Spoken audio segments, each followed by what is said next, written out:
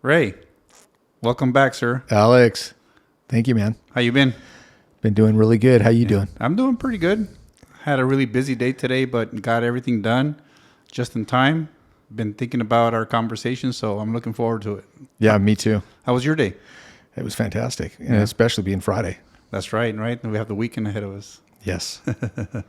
So last time you were here, after the podcast was over, we started talking about some deeper stuff and thinking about, different things that we were talking about, which were really cool. Mm-hmm. One of the things that stands out in my mind about that conversation was the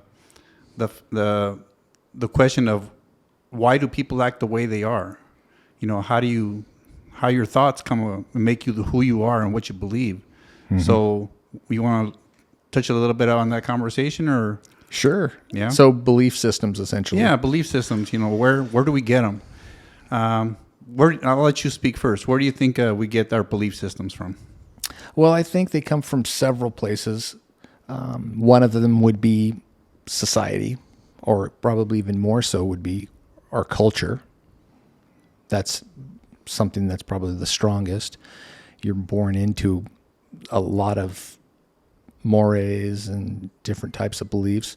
Society, the influence that has, peer pressure, as well as individual influencing. So I think your own experiences. So I think it comes from a variety. That's obviously not everything, but those are the main things that I believe are doing the most as far as creating belief systems for us. Okay, so it sounds like we're getting our belief systems, according to you, from different spots. Yeah, different inputs. From our tribe, culture. Yes. Your life, your own experiences. Absolutely, yeah. And the way you interpret them. Mm-hmm. I'm going to add a little bit to that, which I agree with everything 100%, but I think there's another force that's also very influential in getting us our beliefs. And I don't like that force. A lot of people don't see that force, but I think it's very strong.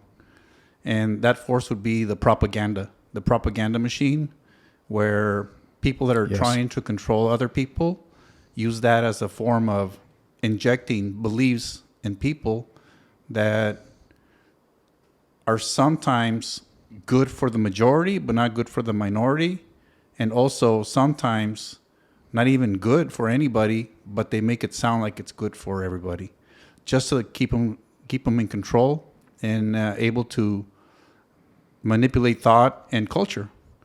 So I'll add that one. Yeah, I think that's absolutely true, for sure. There's a controlling feature, obviously, to that, because you can control the masses, and the more you can get people behind a specific belief system, the stronger you're going to be.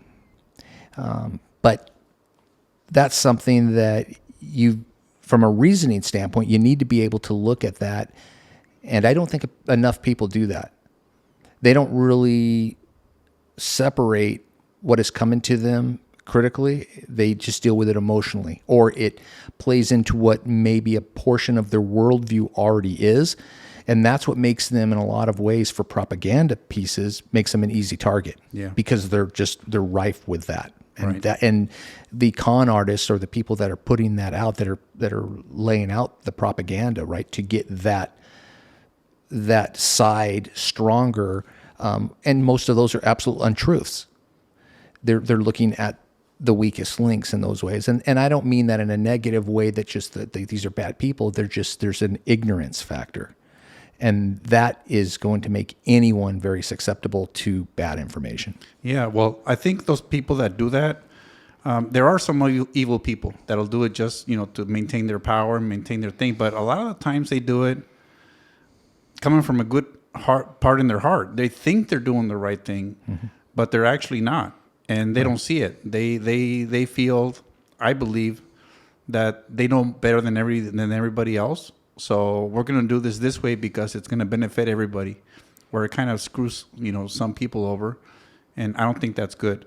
And the reason why I think it's effective is because we're so busy living life, paying the bills, going to work, going to school, learning the lesson, that we don't we don't notice that it's propaganda. And they hide it behind maybe 5-10% truths, and then throw the propaganda where a lot of times it's subliminal. We don't even see it. Right. But we get so bombarded so much with it that when you're really looking for it, it really pops out. Mm-hmm. You can see it where they tell you 5% of the truth, and then 95% it's just BS, just to kind of get you pacified and get you steered towards a certain goal, kind of like herding sheep. That's absolutely what they're doing. Yeah. Yes. So there's a flock of sheep, and you got to get them over there, right? And so you're herding, you're doing the whole herd, right? But then you send the dog, and he bites a couple of ankles, and those sheep get in line, and all the other sheep see it and say, "Oh shoot, we got to follow," because we've got to follow everybody, because we are tribal, and not necessarily a flock of sheep, but we are tribal, and we don't want to get away from our tribe, so we try to follow our tribe. And but I don't know. Do you think that's a good thing, or do you think that's a bad thing? I think it is a necessary thing that you learn cooperation, you learn how to adjust, fall in line, and do the things that you need to do. We all have to do that. If we look at, in these instances, just in belief systems, probably the three that I can think of right now is, if you look at, and we can go into each one of them, but like religion, the political divide or polarization that we see in today's world, even though we've had that in the past, it's probably more evident now than it's ever been, at least in the U.S. Especially in an election cycle. Yes. And then you've got this, which used to be a good term, and now it's kind of looked negatively. But if you look at, as an example, woke-ism, and that could be provocative to some people, but it's necessary to talk about it because there is a dysfunction to these belief systems that are trying to override all of societies. Now, to your earlier point, when you talk about tribes, that's a lot smaller, and that's okay. If you believe what you believe, that doesn't affect me. But if you're trying to change a whole society, that's not something that can be done easily, if at all. So, and you're going to have pushback and resistance because there's too much of a dynamic going on there, and everybody's got their own belief systems, their own mores, their own taboos, and what they feel is acceptable and tolerable. So, I think that it is okay for when you're growing up and the things. I grew up an Irish Catholic, and I used to always say my mom was more religious than the Pope. She was very devout. And so was her mother, and she was from the South, and a lot of the people from the South are like that, and that's fine. They, regardless of maybe certain ignorance that they may have here or there, it works for their lives, right? They don't want to really look at anything else. They don't want to gain knowledge in any other way, at least in that aspect, and that's fine. They're good people, right? Great people. But there is a reasonable truth to that says you're not scaling the information that's available to you today with your own mindset, right? You're still looking at maybe Iron Age belief systems, and that, to me, from a rationality standpoint, is something where it's a falling back, or it's you can't have development without growth. And if you're not growing by trying to give yourself more information, more knowledge in a way that just gives you a broader view, I need to understand your view. I need to be able to see your view for me to either double down and go, wow, I don't know, or try to understand why you believe what it is, because it may change me. It may give me a completely different perspective that I haven't been able to see based on your culture and your experiences.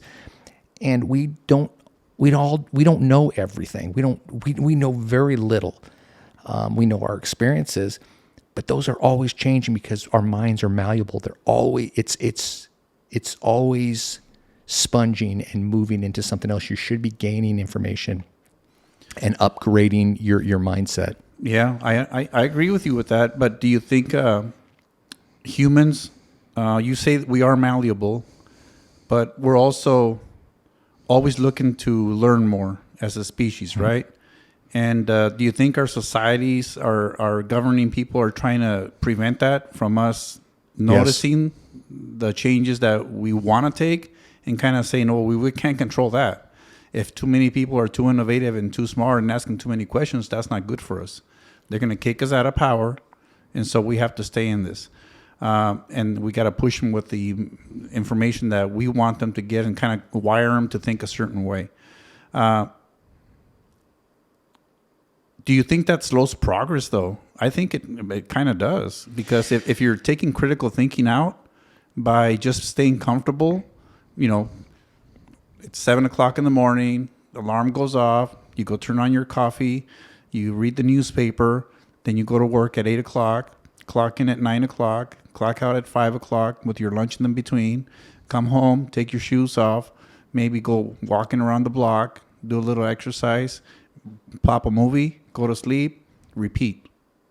To me, that's like a control thing. That's just existing. That's just you're in this little cage where you have your little containers where you can go around and do your things that give you a little bit of a dopamine hit during the day to keep you going and make you do it the next day. Mm-hmm. So you do all that stuff and then you repeat. And you do that for 99% of your life. Mm-hmm. Once in a while you go on vacation. Once in a while you poke your head up and look at, why are they doing that? Why are they saying that? But then you go right back to it. And so why do you think our psyche allows us to do that? Is it because we're comfortable, or is it because we're content, or is it because we were propagandized to think that was the way to be? Well, I think it could be any one of those things, but there was something that you and I had a discussion. I don't even remember when it was, but it's something that you had brought up at one point. You had brought up Plato's cave. Right. Yeah. And really, if you're not familiar with it, or our viewers weren't familiar with that, that's, it's a great example of exactly what is happening there. That's one of the conversations we had after the podcast. Okay. So let's go a little bit into that. Can you explain a little bit what Plato's cave is? Sure.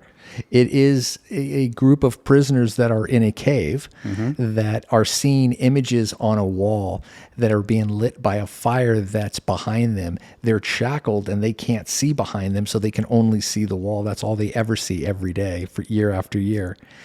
And one of them is allowed to get up, or it leaves that area and wanders out of the cave, goes up the steps and out, and sees sunlight, and it burns his eyes, and he doesn't know what that is. And in his journey to try to understand what is happening, he climbs a mountain and goes up and sees the heavens and clouds, and the sun is beaten down, and of course the sun goes down, and then the moon pops up, and he sees things that he's never seen before or can even understand. And as time goes by, days go by, he decides, hey, let me go back to the cave and explain this to the other prisoners that were there. And they don't want any part of it. And they actually want to hurt him and kill him because they're so used to what is being shown to them every day. And he's explaining to them, these are just people are just walking with these essentially cardboard cutouts of these animals and these things that you believe you're seeing on as silhouettes on the wall that are being flickered by the fire, and it's not real. They're not real. And what's outside in the world is actually real. You need to see this. And so that is an allegory of a larger thing where people don't want to expand because they're so comfortable. And I think a lot of that is really fear of the unknown. Yeah. What do you think? I think you're 100% right. And I like the way you explained it. You explained it perfectly. Where people that are in their little safe bubble, safe space, with going to work, mm-hmm. Getting their lunch, going on vacation once, twice a year, they're afraid to break that routine because they don't want to step out, because they could run to the outside of the cave and discover a whole new world. But it's a scary thought for them to know that they were trapped in there for all this time, all this wasted energy that they had in there, and realize that there's something bigger out there. It destroys their psyche because they don't want to let that go. It's their reality, and they don't want to let it go. That's right. Yeah. And that's the point, a great point. It's their reality. Yeah. And a lot of people, I think, especially nowadays, they have this reality that they say, well, this is my journey. This is my reality. That's fine that you can believe that. But from a objective point of view, that is not something that is real in the real world that you can see. There isn't anything supernatural happening to you. You're not living in a simulation. And for someone to think that the things that are just not reasonable, that they are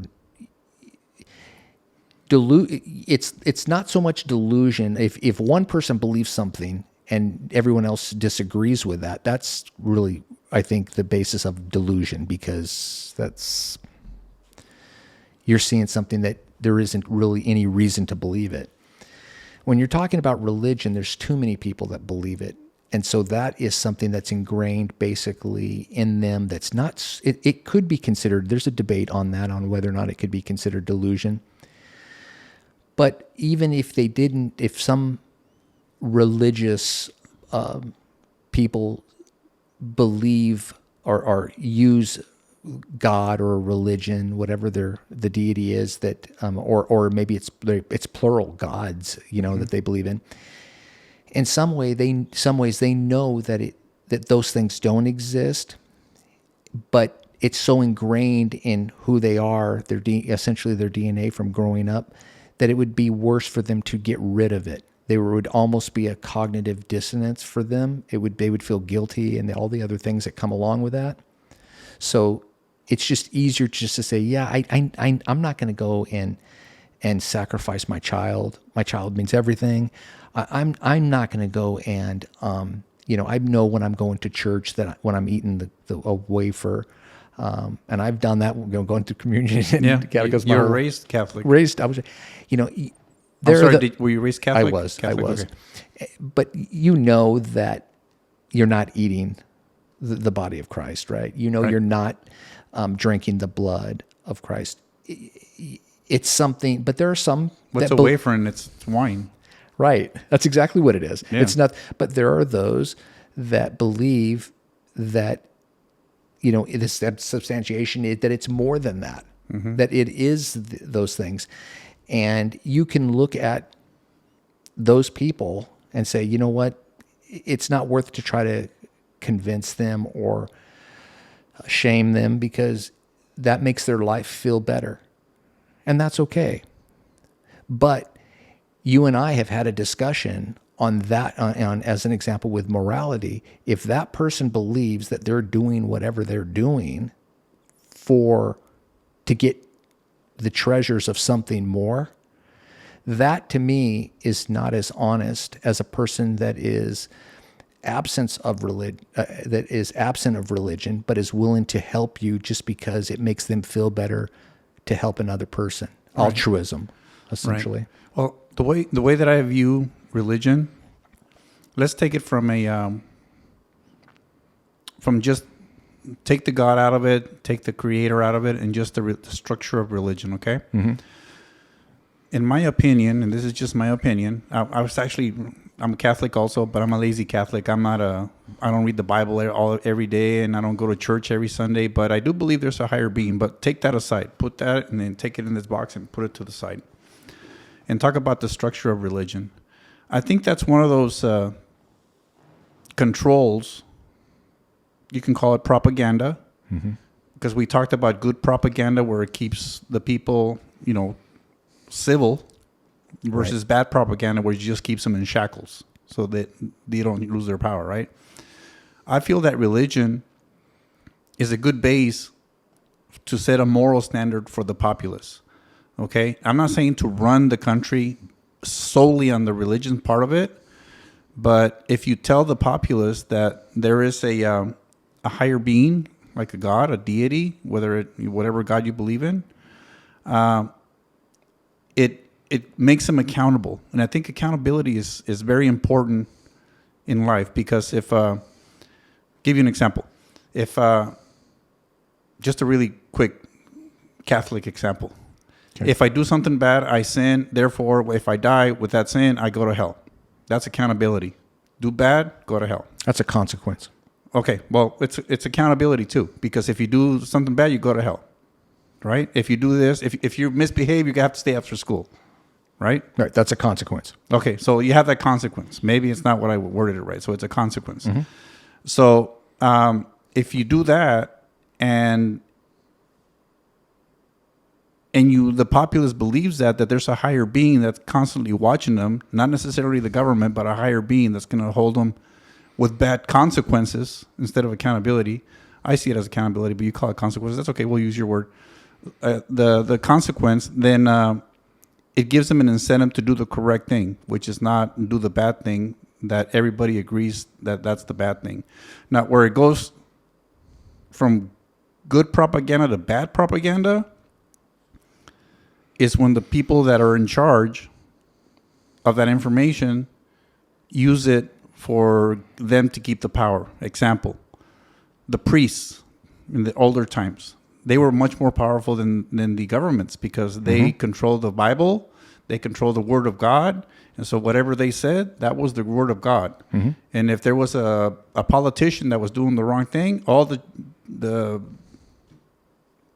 priest had to say was, this politician is sinning, so we should go stone him and burn him, because he's doing the bad thing. So they had the power. And I'm pretty sure, almost 100%, that there were priests that were taking that to control and keep their power. So I think that's where it goes bad. And it could go bad really quick, right?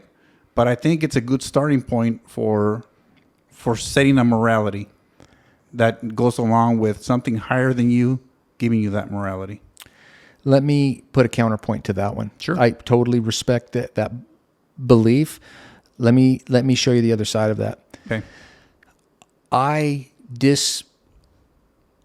disagree with religion being a point for morality because if you look at what they would call the Old Testament, and the Jewish Bible is based on the Old Testament, the first 5 books, they call them the 5 books of Moses. So those would be the 5 that would be, that also the Islam looks at as well. So they all agree in the Old Testament, the 5 books, those being Genesis, Exodus, Leviticus, Deuteronomy, and I believe Numbers. Those are called the 5 books of Moses. Those books, at least Leviticus and Deuteronomy, just on their own, are some of the worst literature you could find as far as morality. You would never use those for morality or ethics because they're so barbaric. Yeah, they talk about they're crazy horrific stuff. They're horrific. So for me, if a person that is religious is basing the reasons on why they're good or bad, and I'm looking at this again because this is what this discussion is on reason. I am going to help you, and I am going to do what's right for you and not hurt you, not steal from you, and be kind to you, because I know as the human behavior and animals in general, all animals, bonobos are like this. All of the, especially primates, they all realize that, but all animals, that you have to cooperate with each other. You have to be civil with each other. You have to do the right thing. So I'm not going to do any of those things. Number one, because we all are part of a social contract. Number two, it benefits me and it benefits you for us to collaborate and to be kind to each other. I'm not going to, if someone is doing it, and I think Penn Jillette had said this, and he's a well-known atheist, but this isn't anything that you couldn't see from him. He had essentially done he had spoken out to a group, maybe college students, but he was saying, are you saying that now that I'm an atheist, or because I'm an atheist, that I'm just going to go and just completely hurt people and rape people and kill people? So if you, as an example, or not you per se, because I know how you are, but let's just say a very religious person, if they didn't have religion to tether them, to anchor them to rationality, right? To what they would actually be held accountable to in civil law, right? Would they be absolutely off the chain and just be killing and just creating carnage? Most people won't. Right. And that's the point. Yeah. You don't need that. You would not do that. So religion is not a reason to do that. For morality purposes, for sure, you just read the Bible, and the New Testament's just as bad. It doesn't square slavery or any of the things, not necessarily what we would consider world slavery. It doesn't condemn any of that. It just, it doesn't even water it down. It just, let's keep moving. Not a big deal. It doesn't change anything with women. It doesn't, it talks about leaving in the New Testament, leaving your family. You never would do that. You would never really have a person like a Mary Magdalene or someone walk with a group of just men in that region during that time. If you didn't have a male suitor, a brother or father, a relative that was male, that would have been a problem. Well, they killed Jesus, dude. But so yeah, there is problems, right? But the thing is that they didn't. He almost, in that instance, he almost got himself killed. He got himself killed because he walked into a Roman territory, didn't pay taxes, was a peasant. Right. He wasn't created following, propaganda. He wasn't following the laws of the land. Yeah, he wasn't the head priest in that area. You know that. No, I know that. But let's take it back to governing and people and moralities and stuff. Okay. I think I told you this before, but I'm going to repeat it for the podcast so people can hear it. And I'm really torn between the answer because I'm really searching for an answer, okay? So this is not a got you question. This is actually I want to get an answer because that's how we grow, Sure. our brains and make new connections. If man sets the morality standard, how do you keep it from going over the edge and going into spots where it's not going to be good for humanity or the populace? And if you'd like, I can give you an example, or if you understand Sure. the question, that's fine. No, go ahead and go ahead and expand on it, and when you finish with that, I'll respond based on. Okay. Yeah. So one example, which some people might roll their eyes when I say it, but some people might say, yeah, he has a point. We're supposed to protect children from harm, people that are vulnerable, right? Mm-hmm.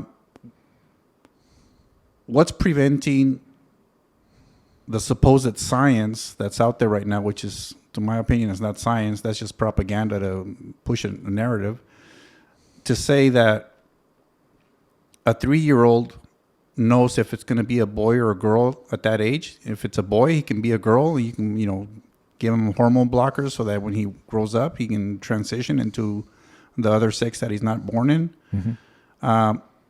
That's a man-based morality. I don't think that goes against what religion tells you, which is you need to protect the vulnerable and the children especially. Mm-hmm. So what keeps that line from being changed to the bad side and not the good side?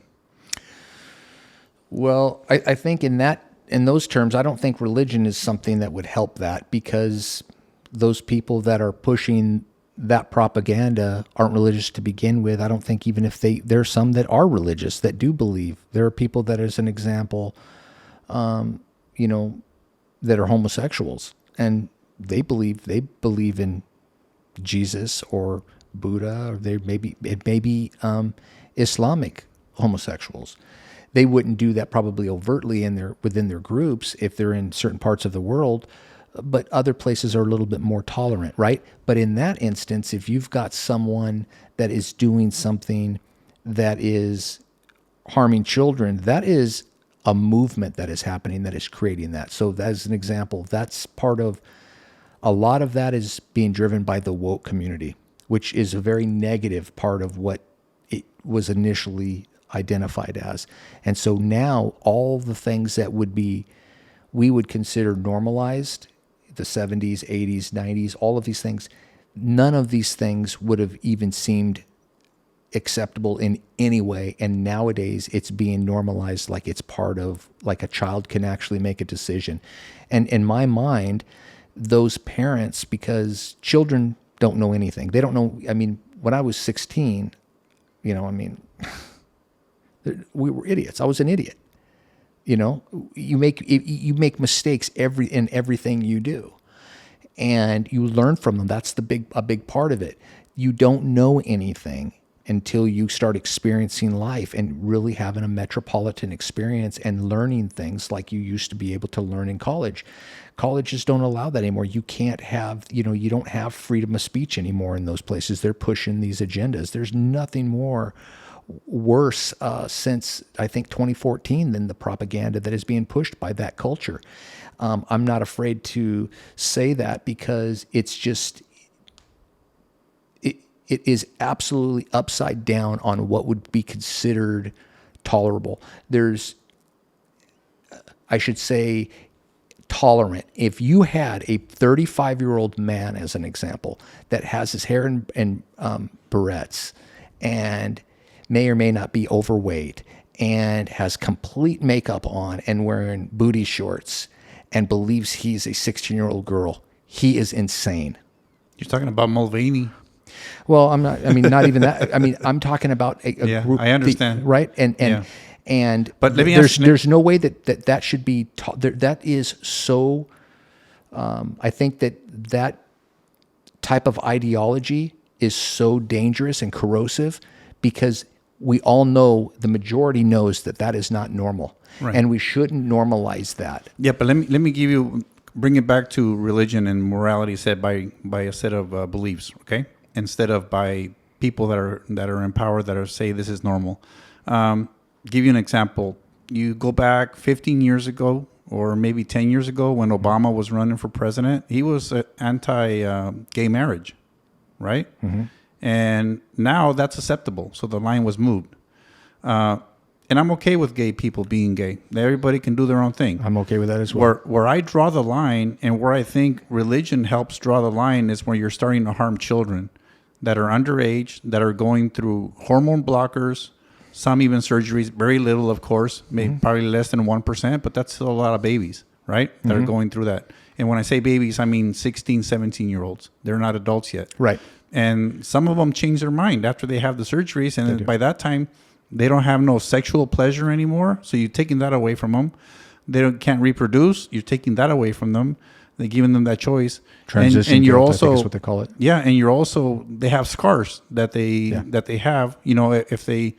If they manufactured a penis on a girl, that means that they ripped part of their arm and the skin, and so that arm looks like shit. So now they have to wear a permanent sleeve of clothing to cover that, to get their piece of skin that they have between their legs that supposedly is a penis, which is not, or the man that chopped the penis off, and now they have a hole which they have to attend to every day because otherwise it'll close up because it's a gap, it's a wound.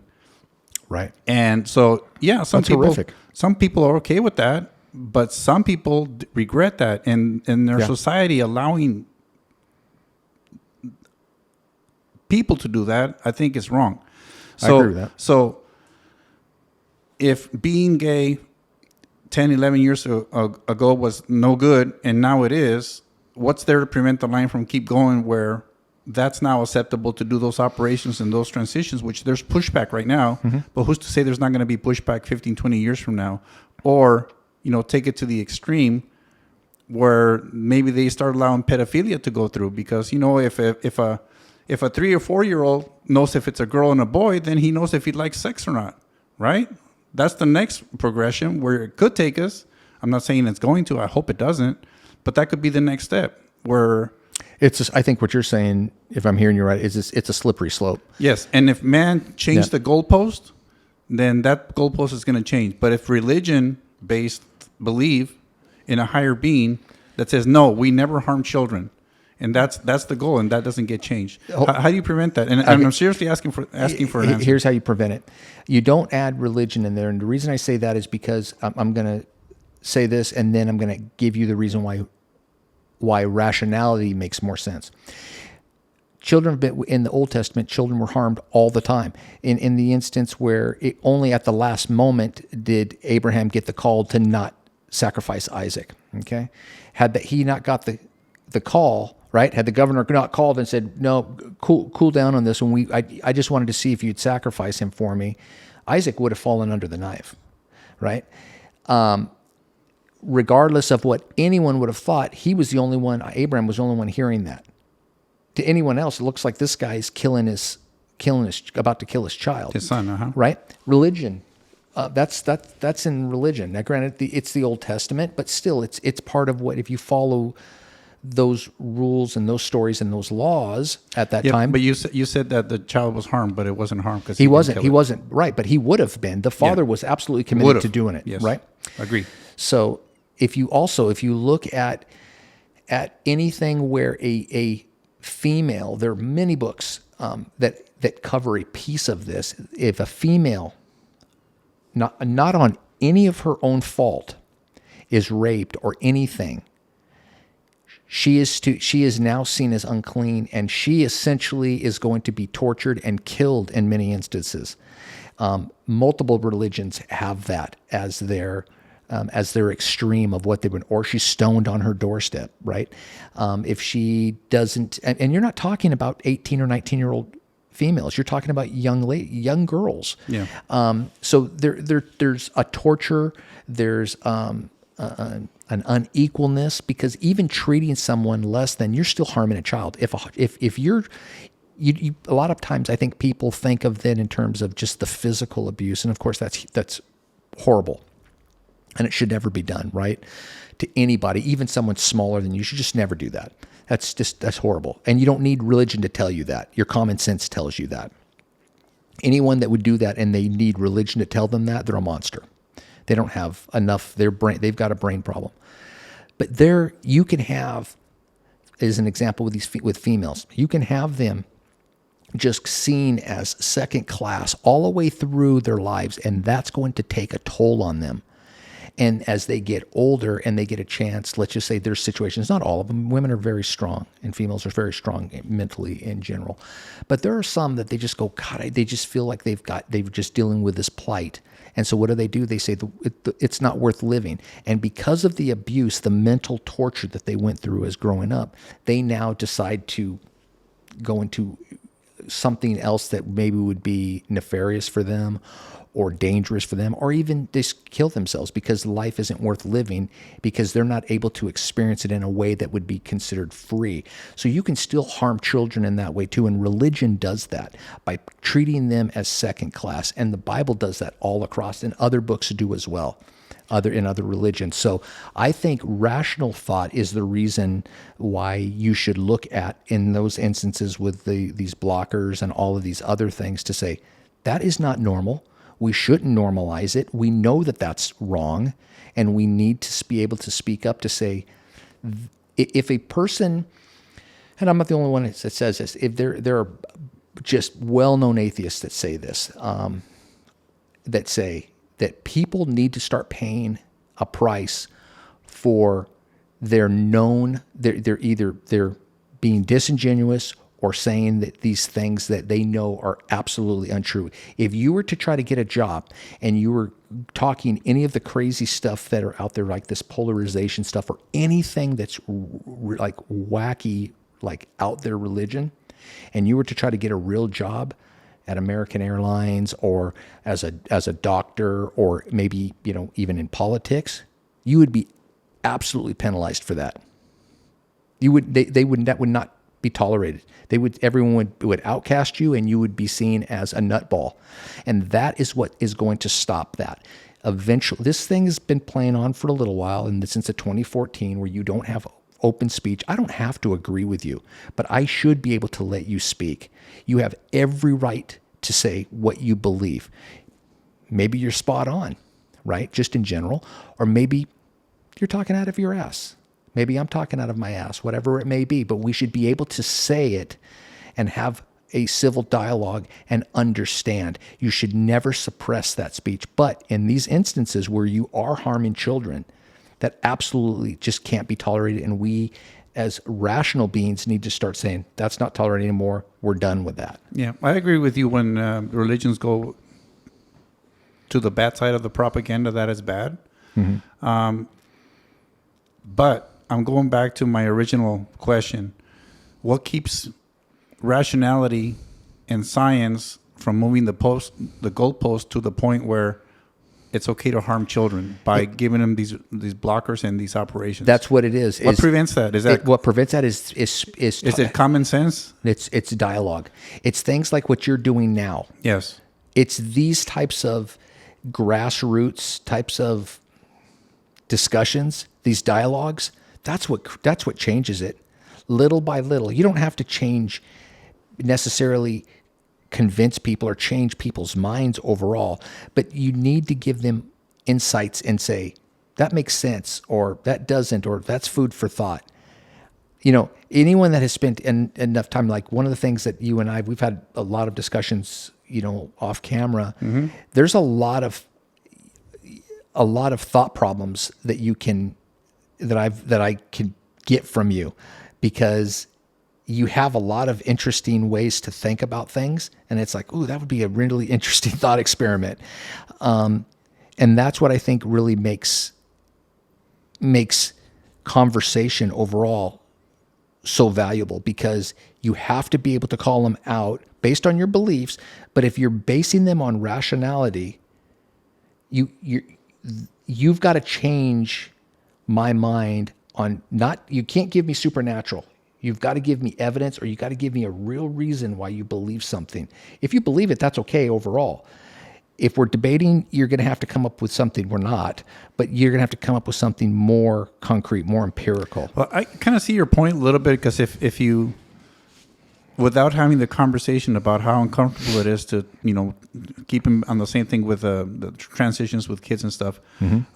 If I just come up to you and say, no, it's because God said so. That's like me saying, do what I told you because I say so. Yeah. And you're going to say, fuck you. That's not going to work. Right. But if you have the dialogue and say, these are the reasons why I don't think it's a good idea, and the reasons that I gave you earlier, with the deformation, the changing of the mind of the child at an earlier age, those are good reasons why not to have those surgeries or those procedures done at an early age. So I see your point, where speech is the one thing that can keep this together, even without religion, even without a deity giving us those rights and stuff. I think speech is very important then. And, to people that are out there that think freedom of speech is being able to say happy thoughts for everybody and everybody's happy and holding hands. No. Freedom of speech is there to protect bad speech. That's right. Speech that's controversial. Yeah. Speak that, and how do you fight against that? With better speech. That makes more sense.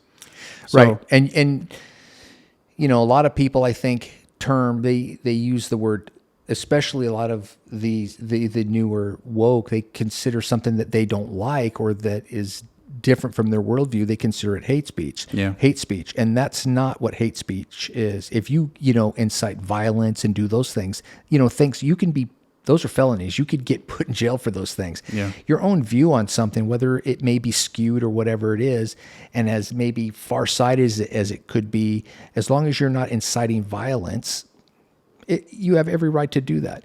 There should be a little bit more where you are a little bit more of a centrist. I think you're a centrist, and just in talking with you and just knowing you, you have very strong views about certain things, and I think they come from a very founded place, because there's certain things that just they're so bizarre that you just don't want to accept them, and I don't either. Right. To be honest, it's almost like I'm not that I'm too old, but I don't want to have to change. If with the way that I'm maybe a pronoun is or this, it's just too difficult.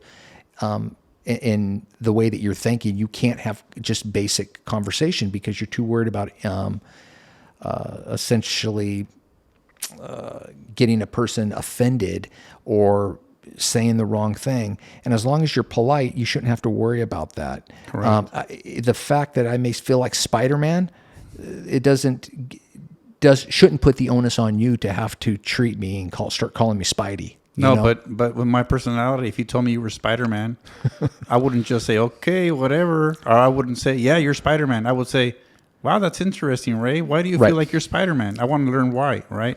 Because ultimately, I hope everybody's this way, but this is the way I am. I'm not married to my ideas. I can be changed. Persuade me. Yeah, I know. And I can change my views. For instance, this conversation we're having right now, you gave me a little bit of relief knowing that there is something that can protect you against tyrannical governments, where it's not Bible-based or religion-based, where it's speech, where we're able to give our ideas and hash them out and may the best idea win. So Yes. I'm not so scared about religion disappearing anymore. I hope it doesn't, because sometimes I do believe in it. And, when I say I pray to my God, it might not be the God you're thinking about. It might be something totally different. And somebody else, there might be different gods for them too.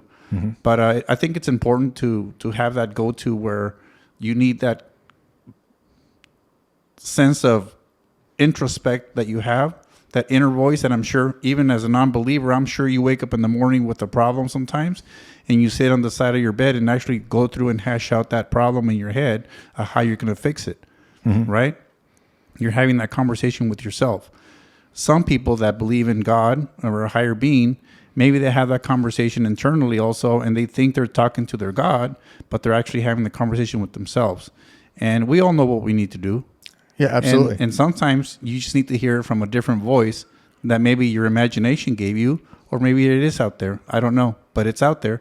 Yeah. And I'm glad it's out there. Our conscience gives us that. So I think that's a good thing. Yeah, I think in terms of what you had just said on the believer, and basing it on the way that we're talking, and way we started as reason, I don't disbelieve in something higher. I don't believe that religion should be based on the lack of the evidence that's available. That's atheism. And I can't get behind a religion, even though I was born into one. When I got to the point of reason in my life as a young adult, just went my own way. My family was okay with it. It was going to be that way no matter what. I have to live my own life and search for meaning the way that I have to see it through my own experiences and everything else that goes along with that. But I do believe in something greater. I do believe there is something bigger than me that was here before me, that's going to be here long after me.